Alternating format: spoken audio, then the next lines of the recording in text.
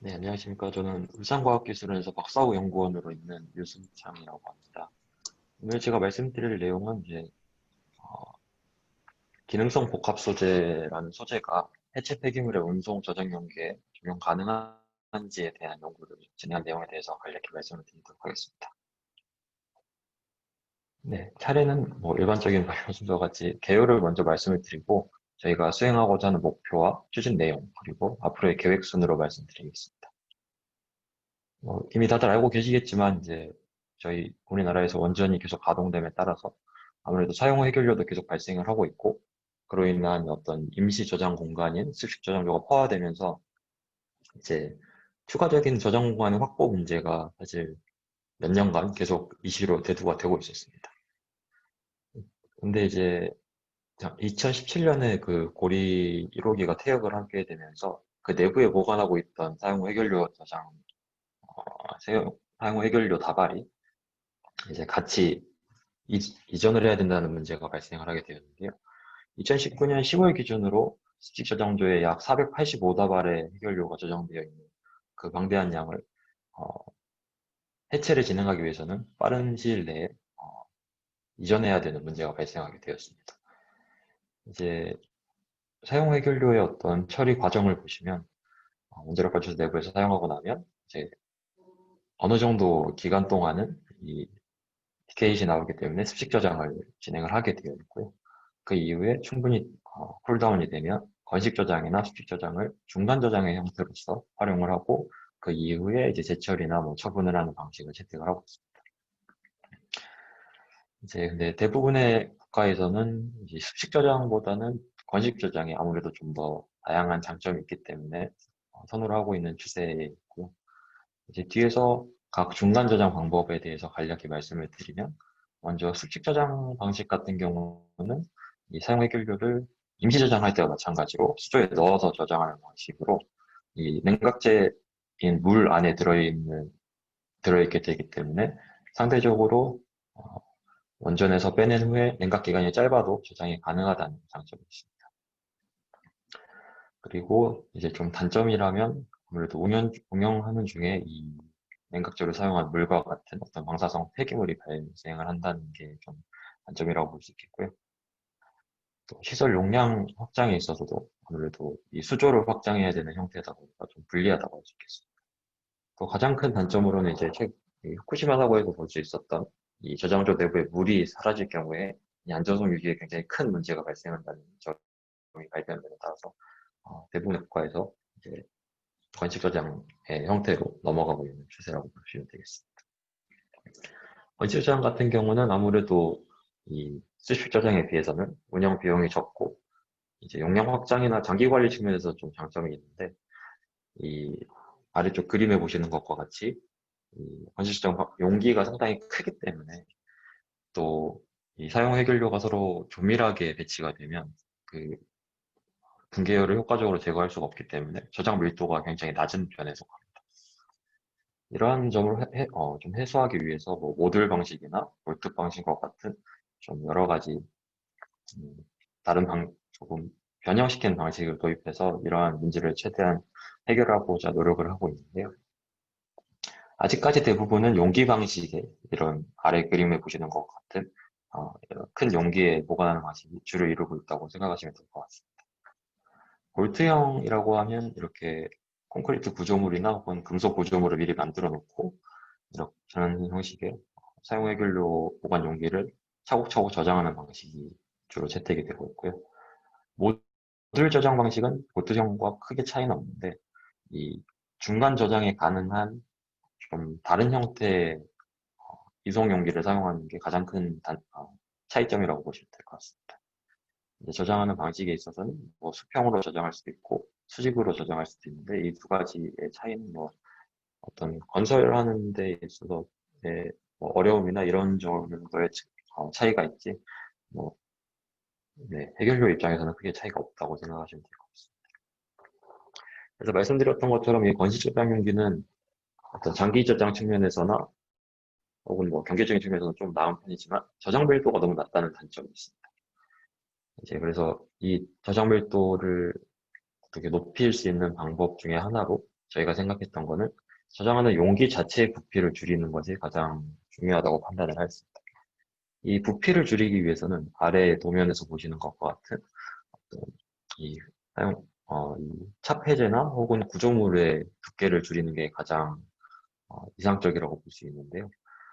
구조물 같은 경우는 아무래도 어떤 충격이라든지 혹은 이 운반 용기를 이동함에 있어서 발생할 수 있는 문제점을 해결하기 위해서 어느 정도의 두께는 갖춰야 되기 때문에 결국에는 이 흡수와 타폐 성능을 동시에 갖는 어떤 복합 소재를 구조재로 사용함으로써 이 부피도 줄이고 좀 더 나은 어떤 장기 저장성을 갖도록 하는 것이 저희 연구의 목표라고 보시면 될 것 같습니다. 네, 그래서 이 연구의 목표는 이 해체 폐기물의 운송 저장 용기의 개선을 위해서金属 복합 소재가 어떤 소재가 적용이 가능한지, 그 소재가 과연 적용이 타당한지를 이제 실험적인 측면 말고 전산 전략학을 통해서 좀 평가하는 것이 목표라고 할 수 있겠습니다. 그래서 올해는 일단은 이렇게 복합 소재 후보군을 도출하고 적용 가능성을 평가한 후에 문헌조사를 통해 적용 가능성을 평가한 후에 이제 전산 인력학을 통해서 과연 이 소재가 적용이 가능한지를 최종적으로 평가하는 게 목표로서 일단 후보군으로는 아무래도 이 구조재를 대체를 해야 되기 때문에 일반적인 폴리머 계열의 어떤 흡수제보다는 금속 기반의 흡수제 중에 후보군 선정을 하였구나. 아래 보시는 이제 보랄이나 특정 상표명입니다만 어떤 보랄 옥시스나 아니면 보레이티드 스테인리스 스틸이라고는 불리는 이 동소가 조금 함유되어 있는 스테인리스 스틸이 조금 후보로 추려지고 있습니다. 그래서 이 각각에 대한 어떤 부식 특성이나 혹은 장기 저장의 함에 있어서 어떤 발생할 수 있는 문제점에 대해서 간략히 말씀드리겠습니다. 먼저 건식 저장 용기에 기존에 사용되고 있는 소재는 스테인리스 스틸 304, 304나 316 계열의 소재가 많이 사용이 되고 있습니다. 이렇게 제작된 어떤 건식 저장 용기는 아무래도 이동이나 이런 측면이나 혹은 이 저장 용기 자체도 해결료 물질을 많이 포함하고 있기 때문에 아무래도 원자력 발전소 부지 내에 위치하거나 혹은 그 주위에 위치하는 게 일반적입니다. 원자력 발전소는 보통 바닷가에 해안에 많이 있기 때문에 이 염분을 포함한 대기 환경에 노출된다고 볼 수 있겠는데요. 이런 염분을 포함한 대기 환경에 노출이 되면 이 염소이온과 같은 이물질이 침입하기가 아무래도 쉬운 환경이라고 할 수 있겠고, 이 염소이온이 재료의 장기적인 어떤 부식 측면에서 굉장히 취약한 환경을 만들어내는 물질입니다. 그래서 이 염분으로 인한 응력 부식 균열, 클로라이드 인듀스 스트레스 코로전 크래킹이라고 CISS라고 불리는 어떤 균열 발생 기구를 이 염분이 발생을 시키게 되고요. 아래쪽에 그림에 보시는 것과 같이 이 염소로 인해서 어떤 이 금속을 보호하고 있는 패시브 필름, 어떤 옥시데이션 산화막을 이 염소이온이 침식을 하고 그로 인해서 균열까지 발생을 하게 됩니다. 그래서 재료 자체의 어떤 강도가 떨어지고 그 부식으로 인한 추가적인 문제가 발생함으로써 장기 저장이 어려워지는 그런 문제가 발생을 하는 것이 지금 현재 사용하고 있는 스테인리스 스틸 계열의 소재 문제라고 볼 수 있겠습니다. 이제 뒤에서는 좀 후보군들의 각각의 부식의 특성에 대해서 말씀을 드릴 텐데요. 이 앞서 보여드린 이 기존 사용되고 있는 스테인리스 스틸의 부식에 비해서 어떤 특징이 있는지 말씀을 드리겠습니다. 먼저 보랄이라고 불리는 소재는 이제 알루미늄 계열의 소재를 활용을 한 금속 흡수제인데요. 그 약간 샌드위치처럼 생겨서 약간 위아래에서 좀 금속 구조물이 가운데 중성자 흡수제를 포함하고 있는 약간 이게 상세한 구조는 좀 공개가 안 되고 있는데 그런 형태의 소재라고 생각하시면 될 것 같습니다. 이 보랄이라고 불리는 소재의 가장 큰 문제가 뭐냐면 이양 옆에 금속판이 가운데 흡수제를 포함하고 있는 구조라고 말씀드렸는데 그 사이가 밀봉이 되어 있지는 않습니다. 그래서 이 금속판과 흡수제 사이에 어떤 부식을 일으키는 물이라든지 아니면 이제 결로 현상으로 인해서 발생할 수 있는 어떤 물에 염분이 섞여 들어가서 좀 부식성 특성을 갖는 물이 들어간다거나 하게 되면 이 내부에 이런 에어토스라는 산화막이 생기거나 혹은 수소가스가 발생을 하게 됩니다. 그래서 이런 수소가스나 혹은 이 산화막으로 인해서 갇혀버린 그 부식 공간에 생성된 수소가스나 혹은 해결료부터 방출된 감마선에서 포획된 수소가스에 인해서 이 아래 그림에 보시는 것과 같이 어, 보랄 표면에서 일부 압력 증가로 인한 구조적인 변형이 일어나게 됩니다. 이렇게 보시는 것 같은 네, 좀 튀어나오는 이런 형태가 되는데요. 이런 걸 블리스터라고 부르는데 이 블리스터가 커지거나 두꺼워지게 되면 아무래도 구조적 건전성에 큰 영향을 미칠 것이라고 판단이 되기 때문에 이 보랄이라는 소재는 아무래도 장기적인 네, 그 운송 용기로 활용하기에는 조금 어려울 거라는 게 이제 저희의 어떤 판단입니다. 다음으로는 이제 맥서스라고 불리는 합금이 있는데요. 앞선 보랄과 거의 유사한 네, 알루미늄을 사용하는 소재이지만 이 넥서스 같은 경우는 금속판 사이에 수제가 포함된 형태가 아니라 그 소재 자체에 일부 중성자 흡수를 할 수 있는 보론 같은 물질을 포함을 시켜서 제작한 어떤 한 금속, 네, 금속에 세라믹이 좀 섞여 있는 형태의 금속이라고 보시면 되겠습니다. 이 합금의 이제 부식 거동은 표면에 생성되는 어떤 좀 네, 그 세라믹을 추가함으로써 인해서 발생한 그런 인터메탈릭 파티클과 좀 밀접한 연관이 있다고 할 수 있는데요. 이 인터메탈릭 파티클들은 아무래도 세라믹 계열 세라믹이기 때문에 일반 금속보다는 부식의 저항성이 뛰어난 편입니다. 근데 이 부식의 저항성이 뛰어난 소재와 금속이 붙어 있게 되면 이 부식의 저항성이 뛰어난 소재가 부식될 것까지 금속이 전부 부식이 돼버리는 그런 네, 응급 보호 효과가 있기 때문에 아무래도 금속이 조금 더 빨리 부식이 되게 되고요. 그렇게 되면은 이 파티클 주변에서 주로 부식이 많이 발생을 해서 이 파티클 주변에 이 아래쪽 그림에 보시는 것과 같은 이러한 식의 전부식이 발생하는 피팅 코로전이 발생하는 문제가 발생한 것으로 일단 판단이 되고 있습니다.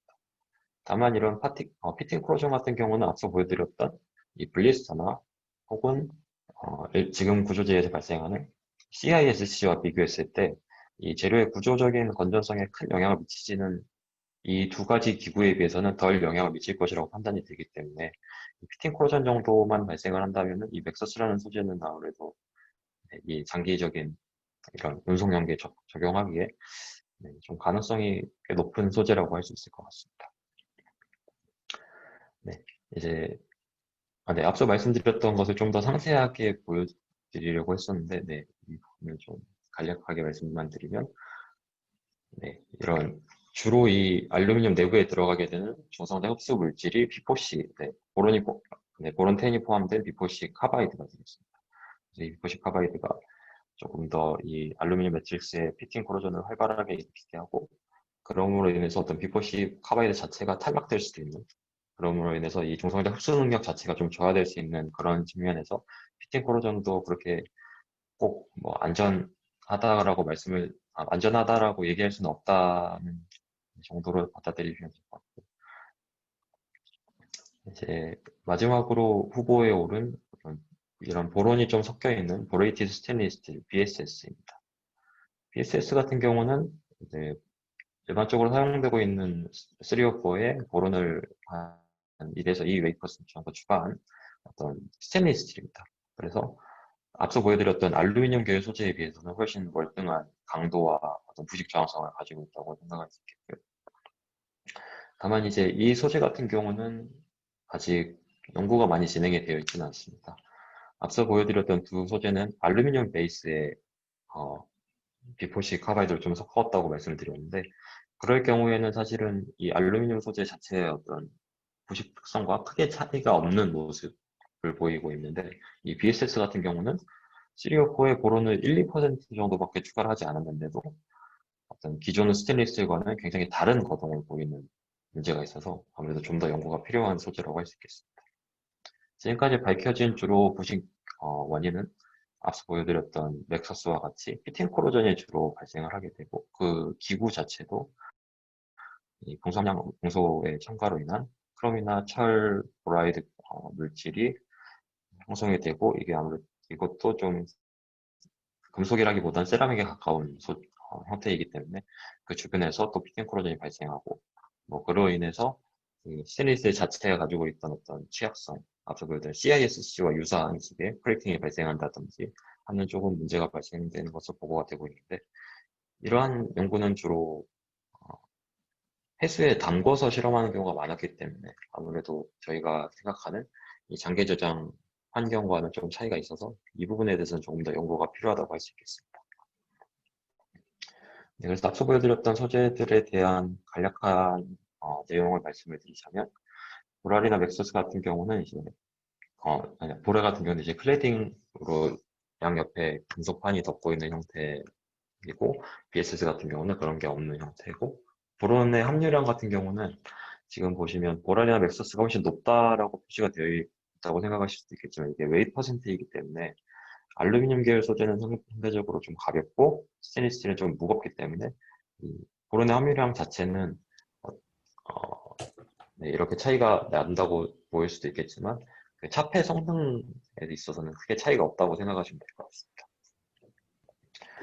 그리고 기반이 되는 물질은 보랄이나 맥소스 같은 경우는 알루미늄이고 BSS는 스테인리스 스틸로 이 코로전 레지스턴스 같은 경우는 뭐 보랄이나 맥소스나 BSS나 전부 이제 굿이라고 표시기를 하긴 했지만 이거는 특정 상황에 따라서 많이 달라질 수 있다는 점을 말씀을 드리고 싶고 코로전 타입 같은 경우는 보랄은 블리스터 포메이션이기 때문에 저희가 원하는 이런 용도로는 적합하지 않다고 판단이 되고 엑소스나 BSS 같은 경우는 피팅 코로전 정도만 발생을 하기 때문에 보랄에 비하면 네, 좀 더 사용성이 높다고 생각이 되고 있습니다.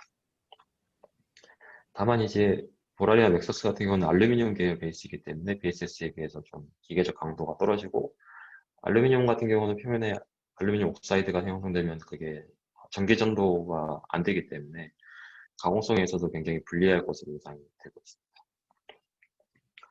다만 이런 알루미늄 결합감들은 아까 말씀드렸던 알루미늄 옥사이드가 형성되면 좀 더 다양한 환경에서 부식 저항성이 높은 모습을 보여주고 있기 때문에 이 부분에 대해서는 좀 더, 이 벡서스와 BSS에 대해서 좀 더 면밀한 검토가 앞으로 필요할 것으로 생각이 되고 있습니다. 그래서 향후 계획으로는 이 앞서 보여드렸던 이런 연구들을 통해서 벡서스와 BSS 정도가 저희 용도에 적합한 소재로 추려졌기 때문에 이 두 가지 소재가 전설 연력학적 특성을 통해서 얼마나 적합한지 혹은 이제 문헌 조사를 통해서 기계적 강도는 과연 충분한지 등에 대해서 앞으로 평가를 계속 진행해 나갈 계획입니다. 네, 들어주셔서 감사합니다.